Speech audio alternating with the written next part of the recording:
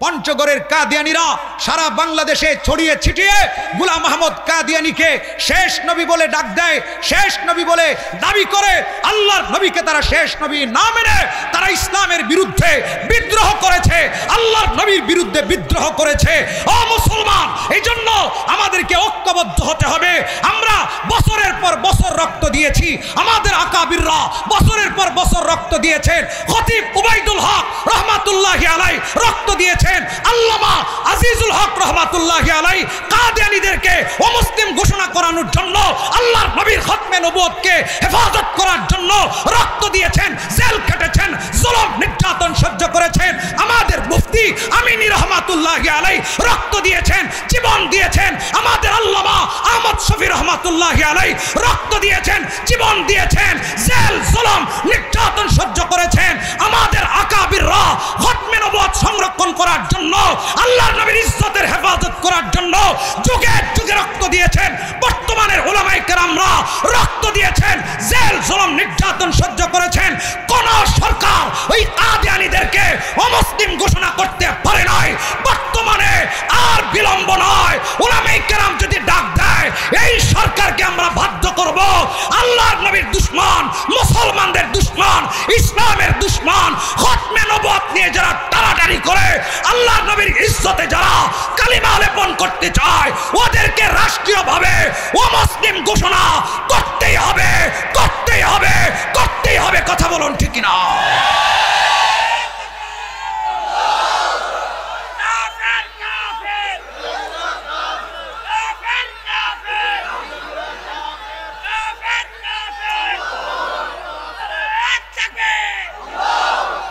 গাজীপুরের মুসলমান, আমি আপনাদের কাছে আহ্বান রাখতে চাই, উলামায়ে কেরাম যদি অনতিবিলম্বে ডাক দেয় এই পঞ্চগড়ের কাদিয়ানীদেরকে অমুসলিম ঘোষণা করার জন্য রক্ত দিতে হবে, জীবন দিতে হবে, কাফনের কাপড় পরে রাজপথে নামতে হবে। সবাই আমরা প্রস্তুত থাকবো তো ইনশাআল্লাহ? আল্লাহ কবুল করুন, সবাই বলি আমিন। দরফেশানি ने तेरे कतरों के दरिया कर दिया, दिल को रोशन कर दिया, आँखों को बीना कर दिया। खुद न थी जो राह पर औरों के हादी बन गए, क्या नजर थी जिसने मुर्दों को मसीहा कर दिया। मेरे जनाजे पे रोने वालों फरीब में हो बगौर देखो, मोरा नहीं हो गमे नबी में लिबासे हस्ती बदल गया है। আল্লাহ পাক কত বড় মেহেরবান, বলছেন আমি তাদেরকেও মাফ করে দিলাম যারা এই অনুষ্ঠানের নিয়তে আসে নাই, অন্য কাজে বের হয়েছিল, মাইকের আওয়াজ কানে ঢুকেছে, মন চেয়েছে, ভালো লেগেছে, অনুষ্ঠানে এসে বসে গেছে, আমি আল্লাহ তাদেরকেও মাফ করে দিলাম।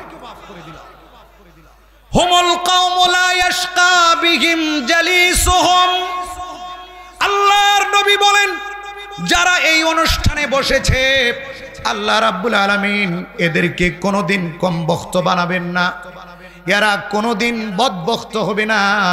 আল্লাহর নবী ডাক দিয়ে বলেন যারা এই সমস্ত অনুষ্ঠানে বসে আল্লাহ তাআলা তাদের ঈমান আমল হেফাজত করার জিম্মাদার হয়ে যান, ওরা নাস্তিক হয়ে মরবে না, ওরা মুশরিক হয়ে মরবে না, ওরা কাফের হয়ে মরবে না। যারা এই সমস্ত অনুষ্ঠানে বসে আমি আল্লাহ তাদের ঈমানের হেফাজতের জিম্মাদার হয়ে গেলাম। সুতরাং এই মজলিসগুলোতে বসার দরকার আছে না নয়? এখানে বসলে লস নাকি লাভ? একটু লাভ নাকি অনেক বেশি লাভ? আল্লাহ পাক আমাদেরকে কবুল করুন, সকলে বলি আমিন।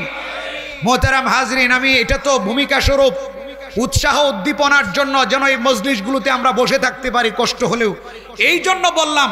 আমার মূল আলোচনা হচ্ছে সাহাবায়ে কেরামের আদর্শ সম্পর্কে আমি অল্প সময় আপনাদের সামনে কথা বলতে চাই। সাহাবায়ে কেরামের আলোচনা বেশি দরকার। সাহাবায়ে কেরামের জীবনী, সাহাবায়ে কেরামের ত্যাগ, সাহাবায়ে কেরামের কোরবানি, সাহাবায়ে কেরামের ইসলামের জন্য রক্ত দেওয়া, জীবন দেওয়া, এইগুলো আমাদের বেশি আলোচনা হওয়া দরকার। কথা বলেন ঠিক কিনা? ইমান দীপ্ত আলোচনা শুনলে আমাদের ইমান মজবুত হবে। আজকে আমাদের যুবকেরা, আমাদের দেশের মানুষগুলো, আজকে আমাদের মুসলমান সমাজ ইহুদি খ্রিস্টানদেরকে ফলো করে সারা পৃথিবীর বড় বড় নর্তকী, নায়িকা, গায়িকা এবং সারা পৃথিবীর স্মার্ট দুনিয়াদার, গুনাহগার, পাপিষ্টদের অনুসরণ করে। অথচ মুসলমানদের উচিত ছিল তারকা, নায়িকা এবং গুনাহগার, পাপিষ্টদের ছেড়ে আল্লাহর নবীর সাহাবী আবু বকর, উমর, হযরত উসমান, হযরত আলী রিদওয়ানুল্লাহি আলাইহিম আজমাইনদের অনুসরণ করা। কথা বলেন ঠিক কিনা? কিন্তু তা না করে আজকে মুসলমান ওই ইহুদি খ্রিস্টান যারা দুনিয়াতে স্মার্ট, ডিজিটাল, যারা দুনিয়াতে অনেক রূপ সৌন্দর্যের মালিক, তাদের অনুসরণ করে নিজের ঈমান আমল সব ধ্বংস করে দিচ্ছে। এজন্য সাহাবায়ে কেরামের আলোচনা বেশি হওয়া দরকার। সাহাবায়ে কেরামের ইতিহাস আমাদের জানা দরকার, তাদের জীবনী আমাদের পড়া দরকার। হতভাগা মুসলমান যদি জিজ্ঞেস করা হয় যে সারা পৃথিবীর 10 জন টপ লেভেলের ফুটবলারের নাম বলো, মুসলমান দেখবেন 99% মুসলমান ওই তারকা এবং টপ লেভেলের আন্তর্জাতিক ফুটবলারের নাম অকপটে বলে দিতে পারবে। যদি বলা হয় টপ লেভেলের আন্তর্জাতিক ক্রিকেটারদের নাম বলো 10 জন, আমাদের মুসলমান যুব সমাজ আজকে ওই টপ লেভেলের ক্রিকেটারদের নাম বলতে পারবে। যদি জিজ্ঞেস করা হয় আন্তর্জাতিক মানের নায়িকা, গায়িকাদের, স্মার্ট ব্যক্তিদের নাম বলো, তারা A to Z বলতে পারবে।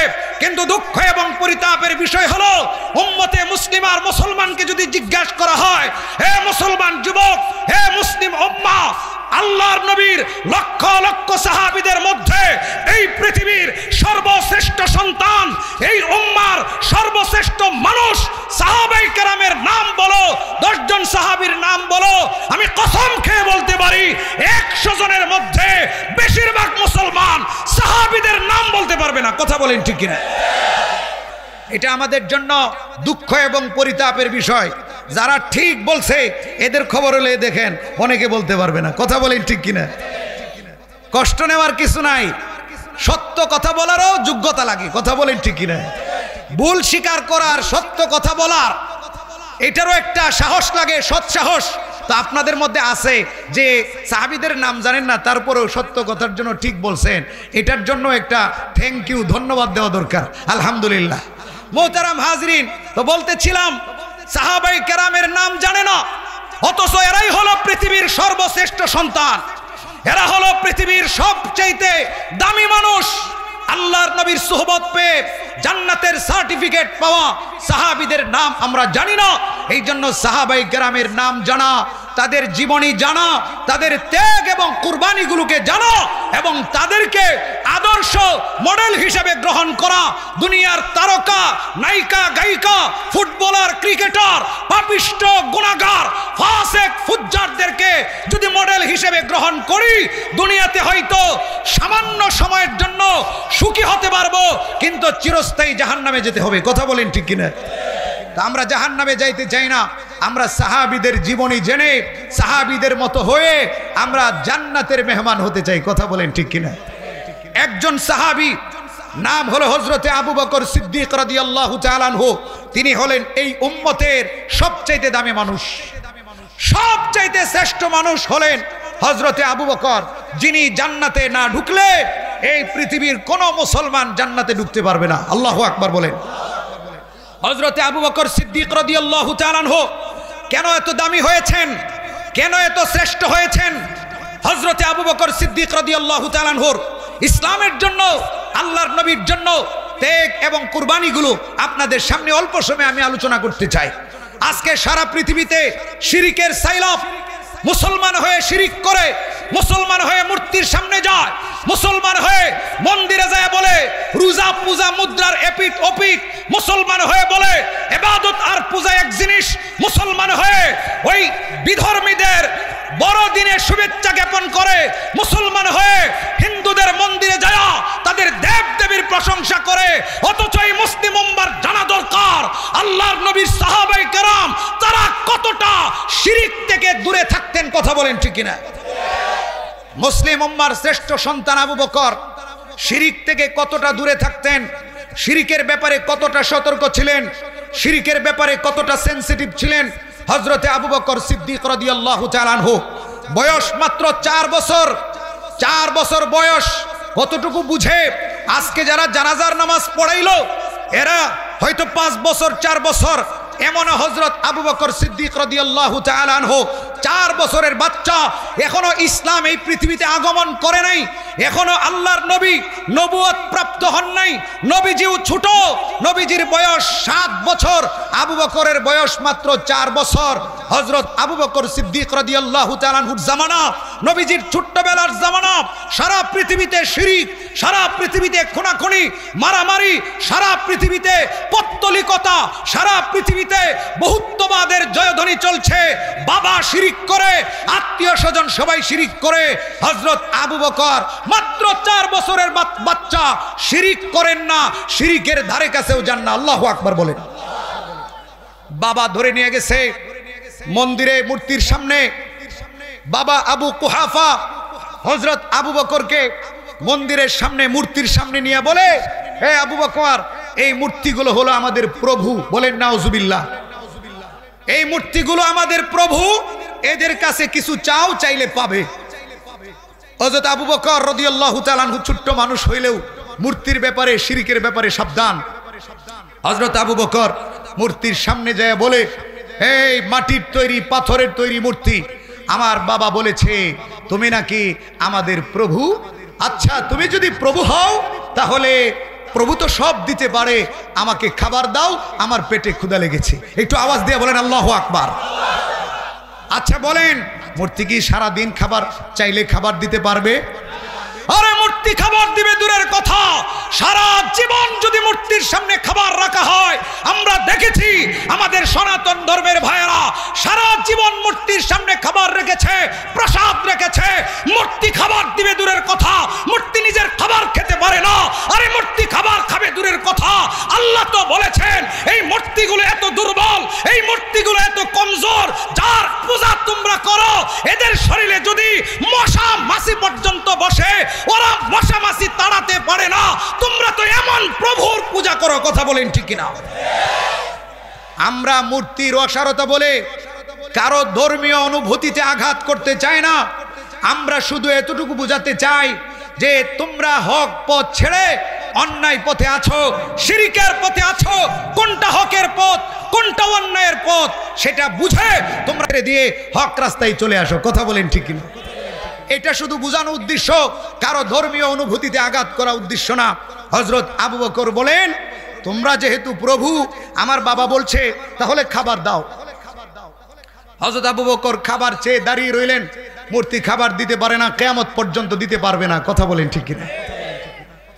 এবার হযরত আবু বকর বলেন, হে মাটির তৈরি পাথরের তৈরি মূর্তি, খাবার চাইলাম, খাবার দিতে পারলা না। এবার আমার পোশাক দরকার, তুমি যদি প্রভু হয়ে থাকো তাহলে আমাকে পোশাক দাও। আপনারা বলেন, সারা জীবন যদি মূর্তির কাছে পোশাক চাওয়া হয়, মূর্তি পোশাক দিতে পারবে?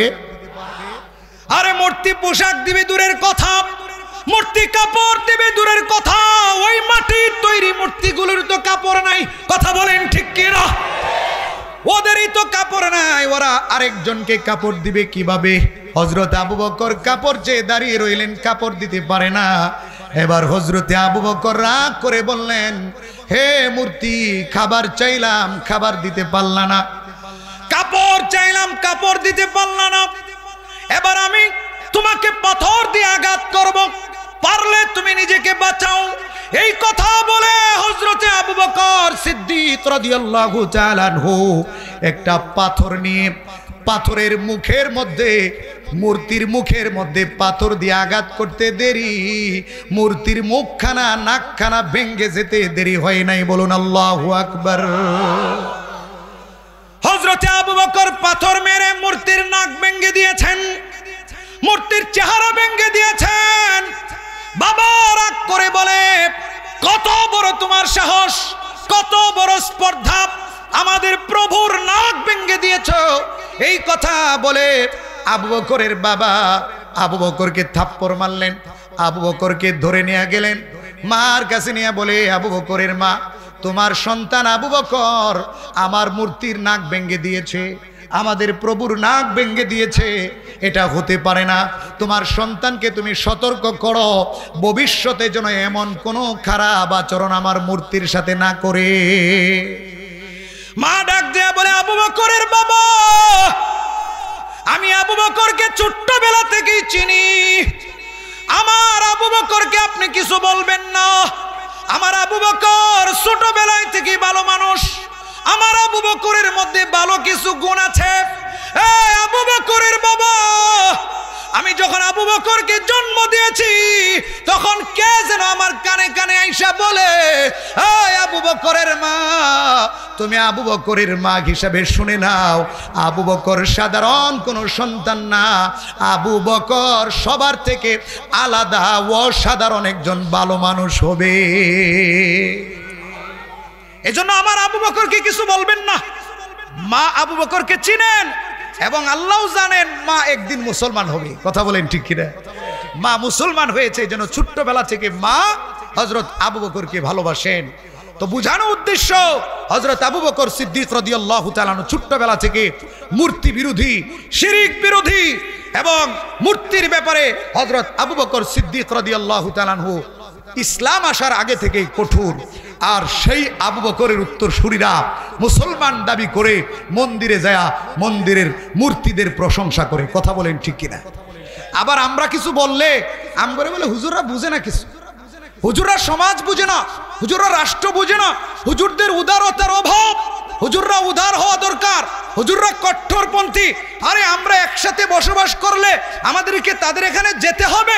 ধর্ম যার যার, উৎসব সবার। আমরা বলবো ধর্ম যার যার, উৎসব সবার। এটা কোনো মুসলমানের বক্তব্য হতে পারে না। কথা বলেন ঠিক না? এটা বিধর্মীদের বক্তব্য, এটা ওই দাদা বাবুদের দেশে যে পালাইছে তার বক্তব্য, হেতে তো মুসলমানই না। কথা বলেন ঠিক কিনা? তো এইটা এখন আর এই দেশে কারা বলে, এটা আমাদের দেখার দরকার। এই দেশে এখন যারা বলে, মনে করতে হবে তার উত্তরসূরি, তার এজেন্ডা হিসেবে কাজ করছে। কথা বলেন ঠিক কিনা? এদেশে শিরকের বীজ বপন করার জন্য যারা মূর্তির প্রশংসা করে, আমরা তাদের সাথে নাই। কথা বলেন ঠিক কিনা? কারণ এদেশ থেকে 5 আগস্টের আগে মূর্তি সংস্কৃতি উঠিয়ে দেওয়া হয়েছে। 5 আগস্টের দিন সমস্ত ভাস্কর্য নামক মূর্তি ভেঙে দেওয়া হয়েছে। মূর্তি মন্দিরে থাকবে, কোনো অসুবিধা নাই। মূর্তি মূর্তির জায়গায় থাকবে, মূর্তি উপাসনালয়ে থাকবে, গির্জায় থাকবে, আমাদের কোনো আফসোস নাই। কিন্তু মুসলমান দাড়ি নিয়ে, টুপি নিয়ে, ইসলামের লেবাস পরে, ইসলামের নাম বলে মূর্তির প্রশংসা করবে, মন্দিরে যায় মূর্তি এবং দেব দেবীর প্রশংসা করবে, অসভ্যতা কুসংস্কার প্রতিষ্ঠা করবে, মুসলমান এটা হতে দিবে না। কথা বলেন ঠিক না?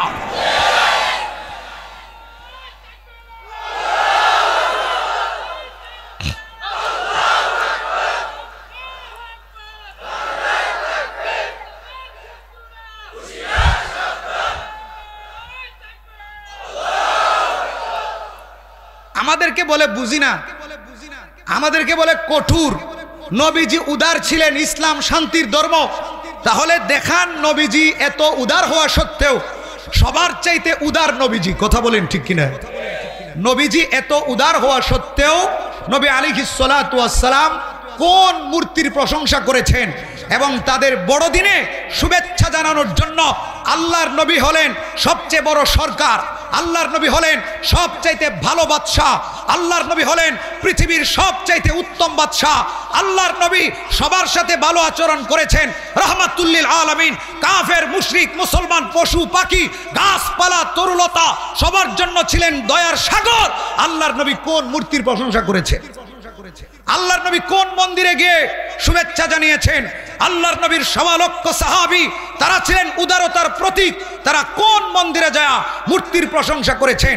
একটা প্রমাণ দেখান। যদি উদারতার কথা বলেন, তারা ছিলেন সবচাইতে উদার, তারা করেন নাই। তার মানে উদারতার নাম দিয়ে আপনারা শিরকের বীজ এদেশে বপন করতে চান। আমরা উলামায়ে কেরাম থাকতে, এদেশে তাওহীদি জনতা থাকতে, উলামায়ে দেওবন্দ যেমন আকবরে ইলাহি শিরকের বীজকে ধ্বংস করে দিয়েছে, মূলোৎপাটন করে দিয়েছে, উলামায়ে কেরামের, উলামায়ে দেওবন্দের উত্তরসূরিরা থাকতে, এদেশে মুসলমান থাকতে, এদেশে আপনারা শিরকের বীজ বপন করবেন, মূর্তি সংস্কৃতি, মূর্তি অসভ্যতা চালু করবেন।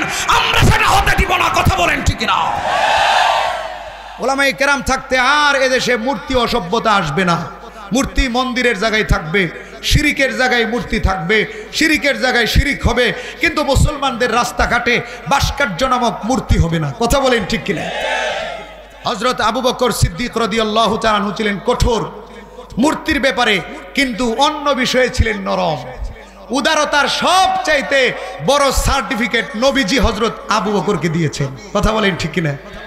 নবীজি বলছেন না, আরহামু উম্মতি বি উম্মতি আবু বকর, আমার উম্মতের মধ্যে সবচাইতে দয়ালু হচ্ছে হযরতে আবু বকর। আল্লাহু আকবার।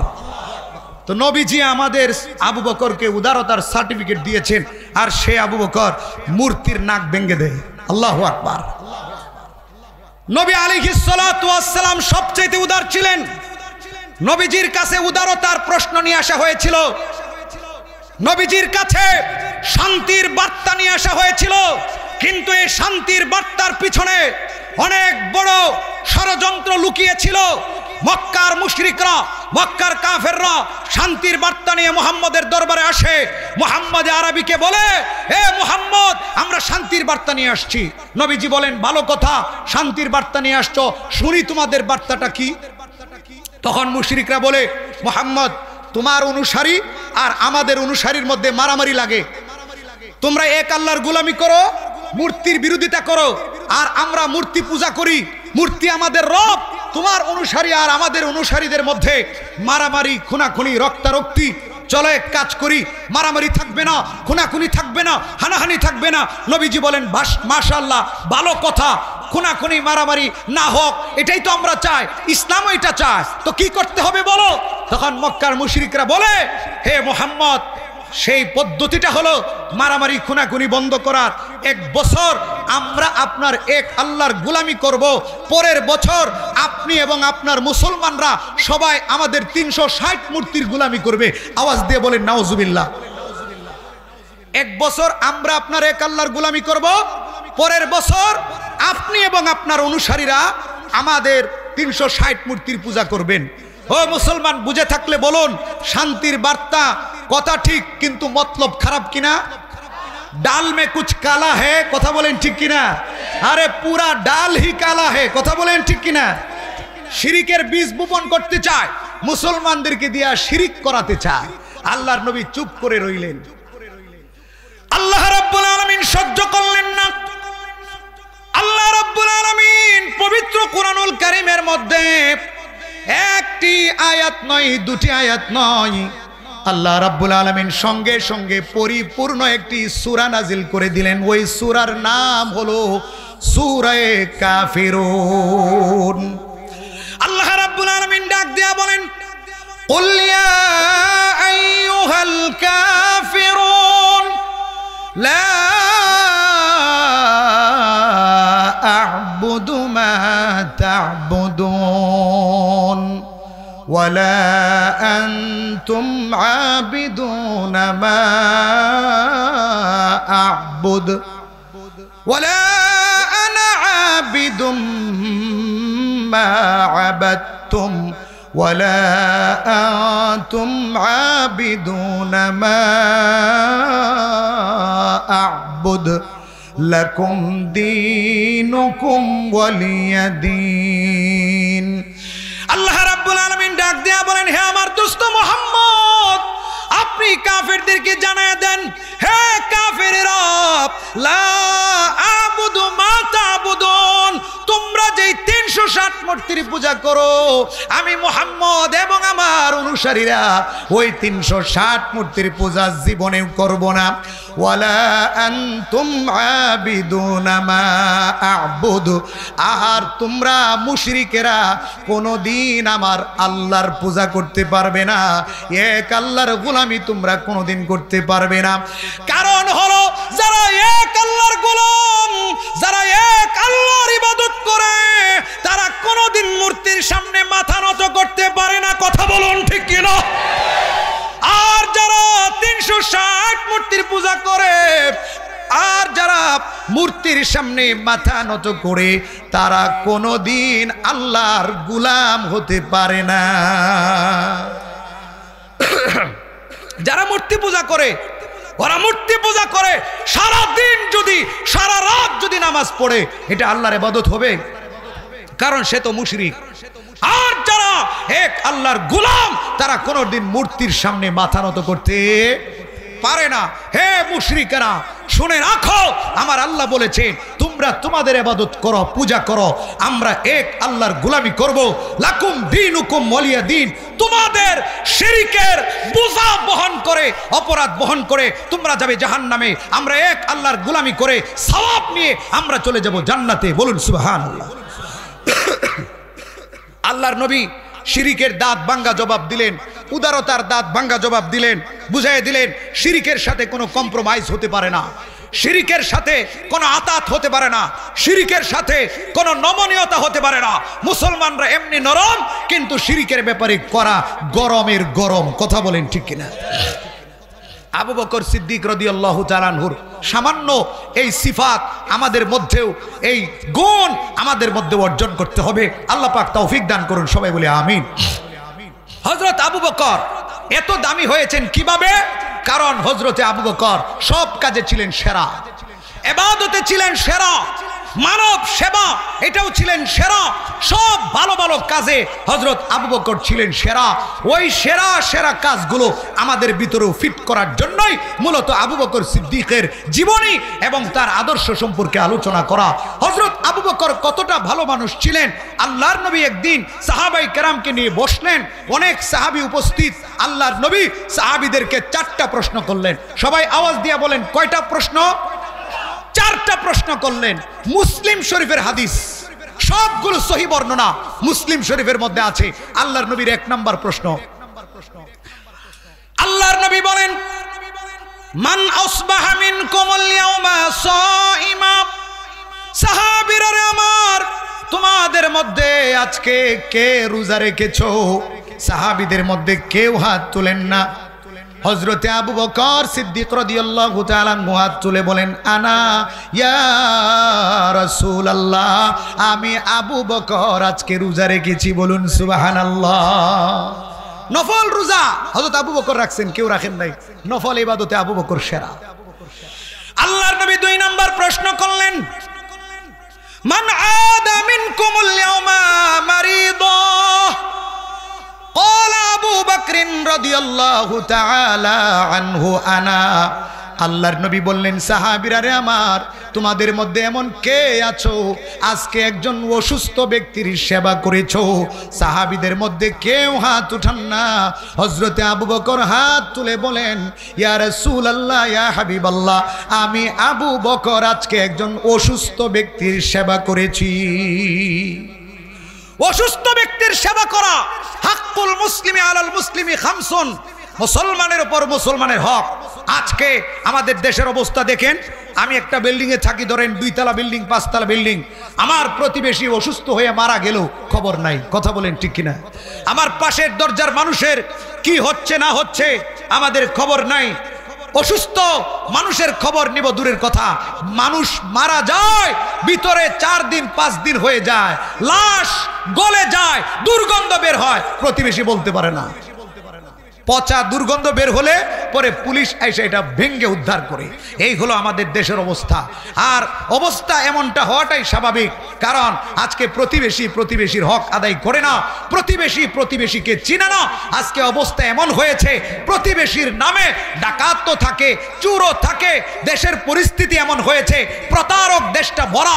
সুযোগ পাইলে প্রতিবেশী আমার ঘরের সব কিছু লুট করে নিয়ে যাবে। কথা বলেন ঠিক কিনা? এই জন্য দরজা খুলে না, কেউ কারোর সাথে কথা বলে না, আসা যাওয়া নাই।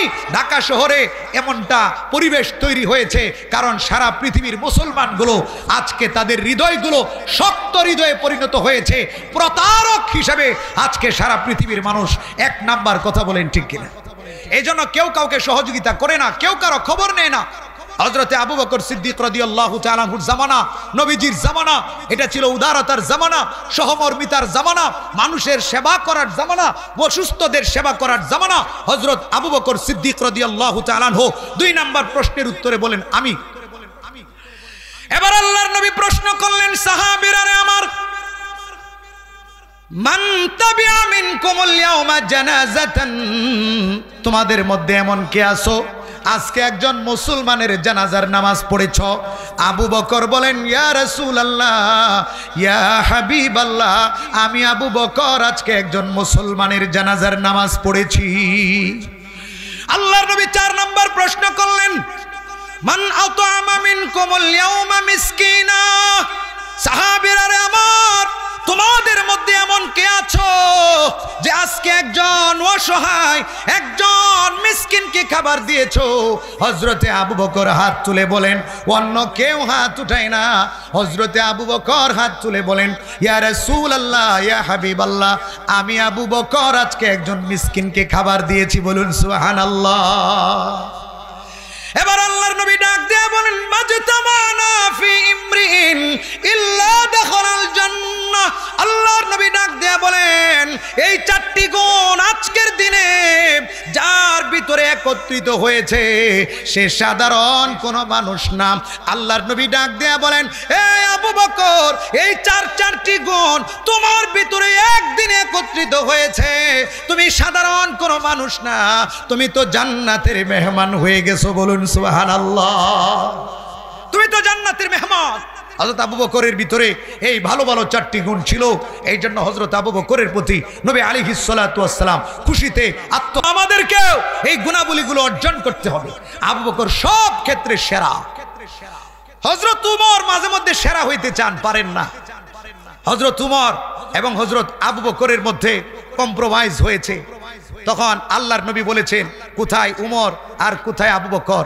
যদিও উমরের অনেক ফজিলত, কিন্তু আল্লাহর নবী ডাক দিয়ে বলেন, উমরের সারা জীবনের, হযরত উমর নিজেও বলেন যে সারা জীবনের সওয়াব যদি এক পাল্লায় রাখা হয় আর আবু বকরের এক রাতের সওয়াব যদি এক পাল্লায় রাখা হয়, আবু বকরের সারা জীবন লাগবে না, এক রাতের সওয়াব উমরের সারা জীবনের আমলের সওয়াবের চাইতে বেশি। বলেন সুবহানাল্লাহ।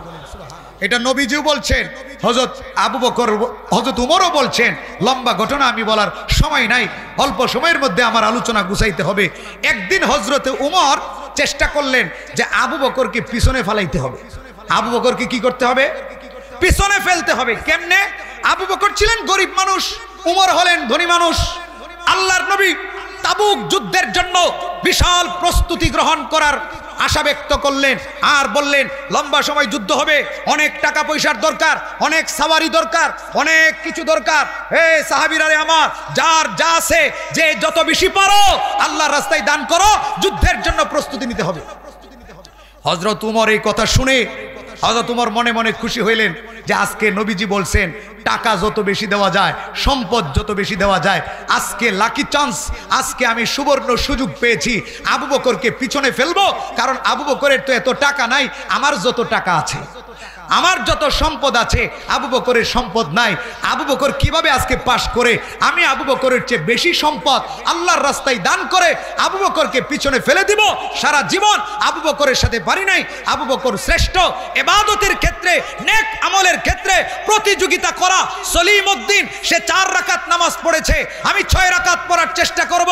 সে সপ্তাহে 2 দিন রোজা রাখে, আমি 3 দিন রোজা রাখার চেষ্টা করব। সে আল্লাহর রাস্তায় 10 টাকা দিয়েছে, আমি 20 টাকা দেওয়ার চেষ্টা করব। ভালো কাজে প্রতিযোগিতা আল্লাহ করতে বলেছেন, নবীজি করতে বলেছেন, কোনো দোষ নাই, বরং এটা ভালো গুণ। হযরত উমর বলেন আজকে আমি বেশি দান করে বেশি সওয়াব অর্জন করব। হযরত আবু বকরকে ফেল করিয়ে দিব, পিছনে ফেলে দিব। আল্লাহর নবীর দরবারে সম্পদ আনা হলো। আল্লাহর নবী অনেক সম্পদ দেখে খুশি হয়ে গেলেন। জিজ্ঞেস করলেন কে কত এনেছো? সংক্ষেপ করে বলছি। হযরত উমর ফারুক রাদিয়াল্লাহু তাআলা আনহু বলেন, ইয়া রাসূলুল্লাহ, ইয়া হাবিবাল্লাহ, আমি উমর আমার যত সম্পদ ছিল সম্পদটাকে 2 ভাগ করে আমি 1 ভাগ ঘরের মধ্যে রেখে আসছি, আর 1 ভাগ আমি আল্লাহর রাস্তায় হাজির করেছি, আপনার দরবারে হাজির করেছি। বলুন সুবহানাল্লাহ। কোন সাহাবী 1000 সাওয়ারি, হযরতে উসমান গনি 1000 সাওয়ারি আল্লাহর নবীর দরবারে হাজির করলেন। 50টার মতো আরবি ঘোড়া আর 950 উট আল্লাহর নবীর দরবারে হাজির করলেন। আব্দুর রহমান ইবনে আউফ রাদিয়াল্লাহু তাআলা আনহু 4000 স্বর্ণ মুদ্রা আল্লাহর নবীর দরবারে হাজির করলেন। বর্তমান মূল্য কোটি কোটি টাকা। 1000 সাওয়ারি, বর্তমান মূল্য কোটি কোটি টাকা। এমন ভাবে সবাই হাজির করলেন। আল্লাহর নবী হযরতে আবু বকরকে জিজ্ঞেস করলেন, আবু বকর, উমর তার সম্পদের অর্ধেক নিয়ে আসছে, উসমান 3 ভাগের 1 ভাগ নিয়ে আসছে, আব্দুর রহমান ইবনে আউফ 4000 দিনার নিয়ে আসছে, তুমি আবু বকর আমার জন্য কি এনেছো, আল্লাহর জন্য কি এনেছো? হযরতে আবু বকর ডাক দিয়ে বলেন, ইয়া রাসূলুল্লাহ, ইয়া হাবিবাল্লাহ, আমি আবু বকর আমার তো এত সম্পদ নাই। ইয়া রাসূলুল্লাহ, ইয়া হাবিবাল্লাহ, আমি আবু বকরের যত সম্পদ ছিল আমি ঘরের ভিতরে তন্ন তন্ন করে তালাশ করেছি। আমার কাছে যত দিনার আর দিরহাম ছিল, আমার ঘরের ভিতরে যত সম্পদ ছিল, আমি সব কিছু বের করে আমি একটা গাট্টি বানিয়ে, আমি সামানা বানিয়ে সব কিছু আপনার দরবারে হাজির করলাম। একটা টাকাও একটা আসবাবও আমার ঘরের মানুষের জন্য রাখি নাই। আল্লাহর নবী ডাক দেয়া বলে, আবু বকর, সব কিছু তুমি নিয়ে আসলা আল্লাহর জন্য, রাসূলের জন্য। ওই আবু বকর, তোমার ঘরের জন্য কি রাখলা? তোমার কন্যার জন্য কি রাখলা? তোমার বাড়ির মানুষদের জন্য কি রাখলা? তোমার সন্তানদের জন্য কি রাখলা? তুমি কি খায়া বাঁচবা? হযরত আবু বকর বলেন, ইয়া রাসূলুল্লাহ, ইয়া হাবিবাল্লাহ, আমার জন্য আমার নবী, আমার জন্য আমার আল্লাহই যথেষ্ট। আমার ঘরের মধ্যে আমি আমার আল্লাহ এবং রাসূলুল্লাহকে রেখে আসছি, তারাই আমার জন্য যথেষ্ট। আমার টাকা পয়সার দরকার নাই। বলুন আল্লাহু আকবার। হযরত উমর তাকায় দেখে আবু বকর এই কথা বলে নবী আলাইহিস সালাতু ওয়াস সালামের মন বিজয় করে ফেলেছেন। হযরত উমরের মনটা খারাপ হয়ে গেল যে আমি ভেবেছিলাম আজকে আবু বকরকে পিছিয়ে রাখবো, আবু বকরকে ফেল করাবো, অনেক টাকা পয়সা দিলাম, হাজার হাজার কোটি টাকার সম্পদ দিলাম, ভেবেছিলাম আবু বকরের টাকা নাই, আবু বকর আজকে আমার সাথে পারবে না। কিন্তু না না, আবু বকর তো এত বড় বিশাল হৃদয়ের অধিকারী।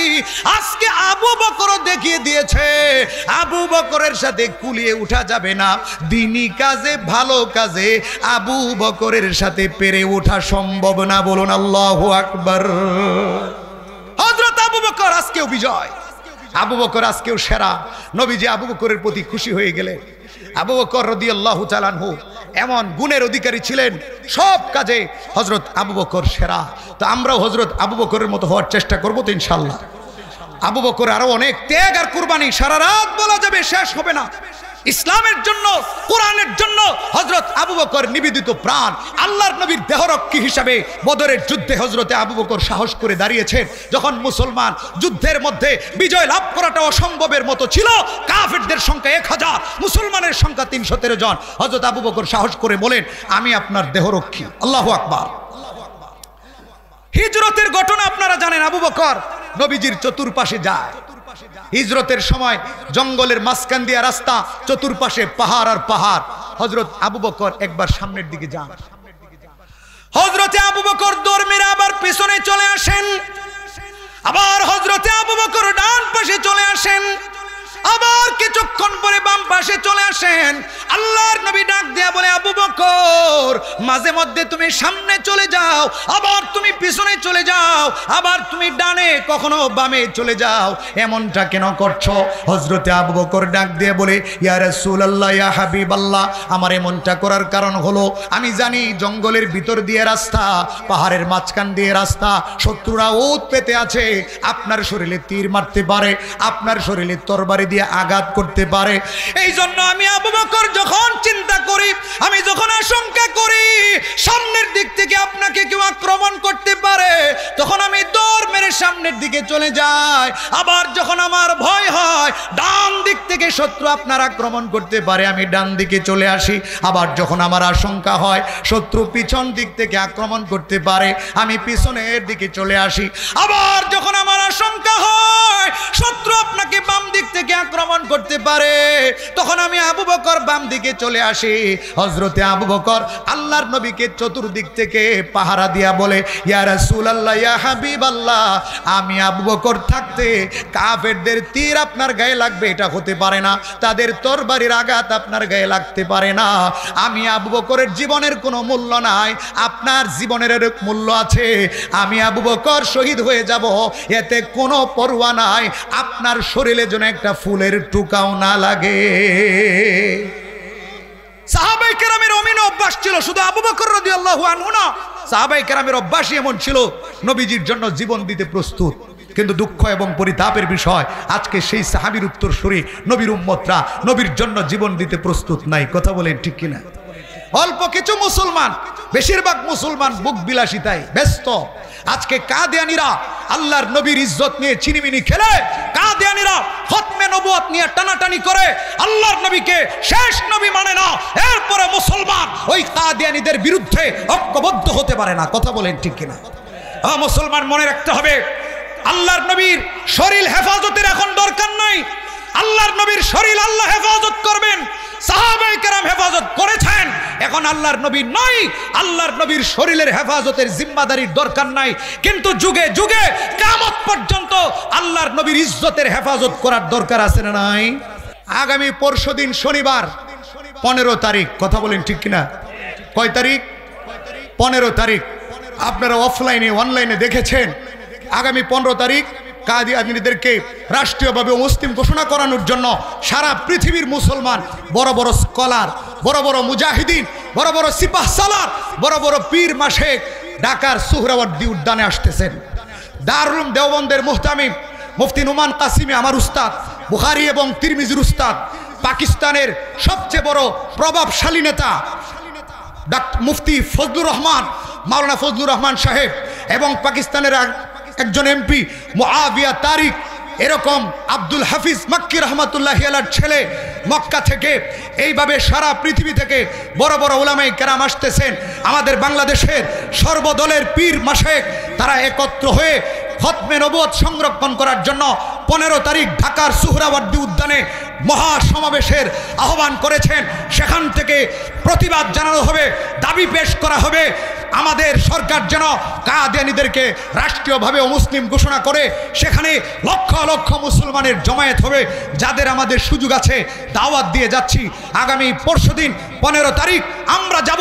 আসুন আমরা সকলেই মিলে সেই অনুষ্ঠানে ঢাকার সুহরাওয়ার্দী উদ্যানকে নবী প্রেমিকদের মাধ্যমে, আমরা নবী প্রেমিকদের ঢলে আমরা উত্তাল করে ফেলব। সরকারকে আমরা দেখিয়ে দেব যে কাদিয়ানীদের শক্তি আমাদের চাইতে বেশি না, কাদিয়ানীদের ক্ষমতা আমাদের চাইতে বেশি না। ওদেরকে ভয় পায়া ওদেরকে মুসলিম ঘোষণা করছেন না। যদি ওদেরকে ভয় পান তাহলে আমাদের ভয় আপনাদেরকে দেখাতে হবে। কথা বলেন ঠিক কিনা? আমাদের ভয় আপনাদের অন্তরে ঢুকিয়ে দিব। লক্ষ লক্ষ মুসলমান আমরা প্রতিবাদ জানাবো। অনতি বিলম্বে যেন কাদিয়ানীদেরকে রাষ্ট্রীয়ভাবে মুসলিম ঘোষণা করে, হিন্দু থাকে, বৌদ্ধ থাকে, খ্রিস্টান থাকে, সবাই থাকুক, কোনো অসুবিধা নাই।